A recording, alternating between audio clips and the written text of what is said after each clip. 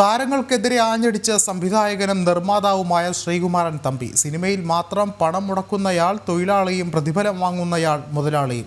നായിക മുതൽ സാങ്കേതിക വിദഗ്ധരെ വരെ തീരുമാനിക്കുന്നതും താരങ്ങളാണെന്നാണ് വിമർശനം. താരങ്ങളുടെ ഉയർന്ന പ്രതിഫലം മലയാള സിനിമാ രംഗത്തെ തകർച്ചയിലേക്ക് നയിക്കുന്നുവെന്ന വാദങ്ങൾക്ക് ശക്തി പകരുകയാണ് മുതിർന്ന സംവിധായകനും നിർമ്മാതാവുമായ ശ്രീകുമാരൻ തമ്പി. സിനിമയിൽ മാത്രം പണം മുടക്കുന്നയാൾ തൊഴിലാളിയും വലിയ പ്രതിഫലം വാങ്ങി ജോലി ചെയ്യുന്ന താരം മുതലാളിയും എന്നതാണ് സ്ഥിതി.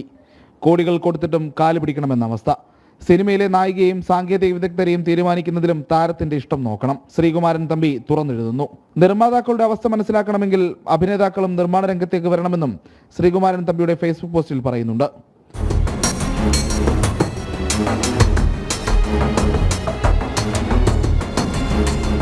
രണ്ട് ഡസനിലേറെ സിനിമകൾ സ്വന്തമായി നിർമ്മിച്ച് ധനനഷ്ടവും അവഹേളനവും സഹിച്ച ഒരു നിർമ്മാതാവ് എന്ന നിലയിലാണ് താൻ ഈ കുറിപ്പെഴുതുന്നതെന്നും ശ്രീകുമാരൻ തമ്പി വ്യക്തമാക്കുന്നു.